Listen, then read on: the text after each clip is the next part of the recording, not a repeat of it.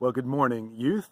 On Wednesday, we started talking about those times in our stories when the darkness seems to be closing in and we feel like our worst nightmares are coming true. Lewis talked about this in the narrative way in The Voyage of the Dawn Treader in the chapter about the Dark Island.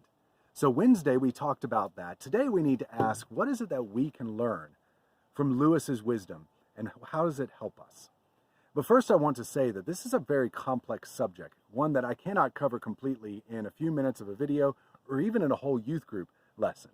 There are some great books on it. A couple that I would recommend are Christians Get Depressed Too by David Murray, and another one called Spurgeon's Sorrows by Zach Eswine. Charles Spurgeon was a great preacher of the past, and he struggled mightily with depression.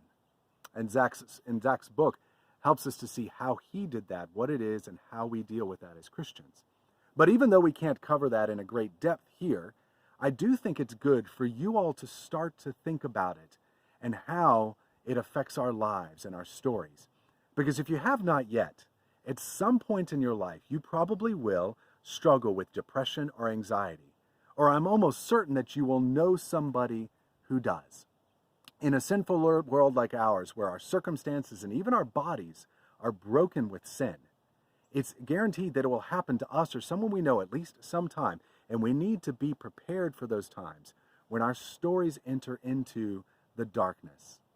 When they do, how do we put that, our little stories, in the context of Jesus' bigger story and his work in this world, and struggle with it? How do we deal with it? What do Christians do? Well, I want to bring out 4 things from Lewis's depiction of depression in the Dark Island that we need to remember.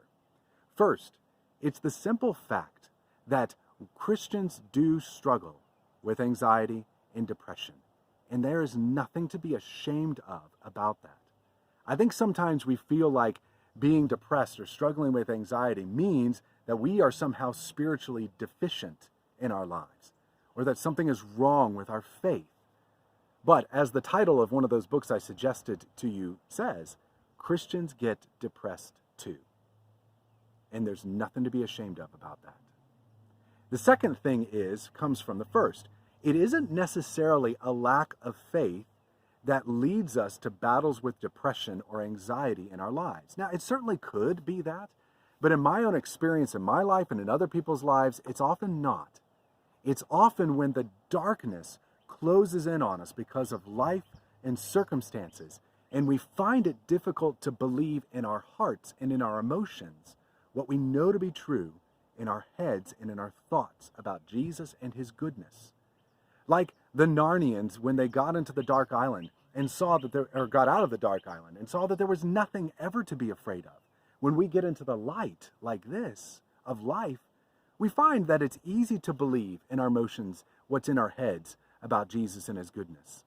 But the thing is, when we get into the darkness, it's not easy to believe that in our hearts. It's a struggle to believe the truth of God and his goodness in our hearts, even though we know it in our head. We might be in the darkness because of really difficult circumstances, like a pandemic, or someone dying, or moving away to a new place and losing friends. We might be in the darkness because our own bodies are fighting against us, making it difficult and hitting us with hard emotions and thoughts that are very difficult to fight. Yet the struggle is not usually from a lack of faith, but from the darkness closing in, making it difficult to believe in our hearts what we know to be true in our heads. The third thing we need to see from this story is that we rarely get out of the darkness into the light like it is today on our own. The stranger who was stranded on the Dark Island could not get out of there by himself. Lucy and the sailors could not get out on their own.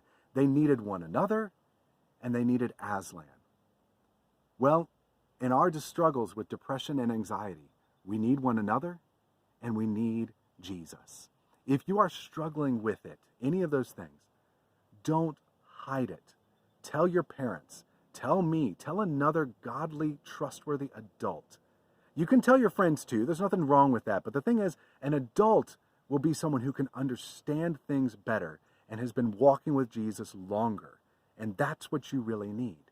So whatever you do, don't face it on your own. Don't let the shame, the false shame of it, keep it to yourself, but tell someone about it. Get some help. The fourth thing we need to see is to understand how, in general, we battle with depression and anxiety. Often when it comes, it feels like our worst nightmares are coming true, like with the sailors, and then we just panic.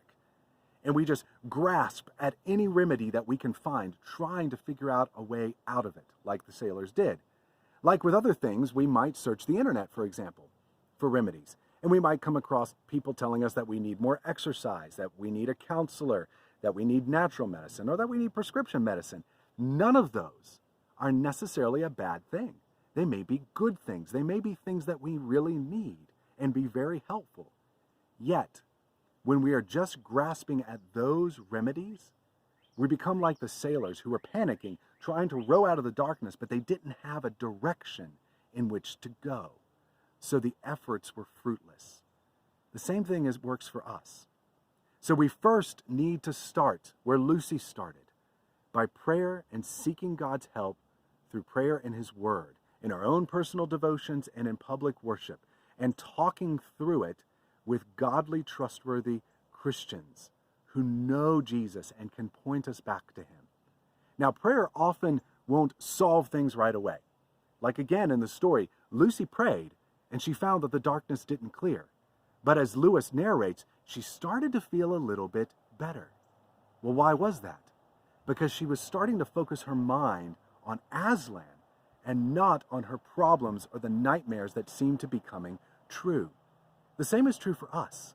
Prayer and time in God's Word focuses us on Jesus. It's not a magic elixir that's just going to fix everything all of a sudden, but it takes our focus up off of our nightmares and puts it back on Christ and His power, the one who is strong enough to do something about the darkness.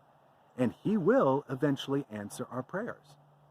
And also, like with the albatross, prayer and worship gives us a direction for all of our other efforts, a direction that focuses on the hope that we have in Jesus and brings us our own little stories back into the context of His big story. The second thing we need to think about with that, though, is it wasn't just Lucy's prayer that got them out of it either. Aslan answered her prayer. He sent the albatross, but they still had to follow the albatross. The sailors had to row and follow the albatross. God will answer our prayers too, but often He does that through ways that we address the issue that's going on, which certainly means talking to your parents about it and getting help and getting friends to pray for you. But it may also mean seeking help from a counselor and even from a doctor. It might be that your very body is fighting against you and you need some medication for a time to help with that. That's okay. Just like the sailors rowing their hardest to get out was still okay. That is often how God will answer our prayers. Yet, for all of us, for all of that help truly to be fruitful, we need direction and we need hope, which means we need to start by looking to Jesus through prayer and through His Word and worship. Without that, all of our efforts will be fruitless. Yet both of those together, in some time, and He will lead us out of the darkness back into the light. You think about that. We'll talk on Sunday.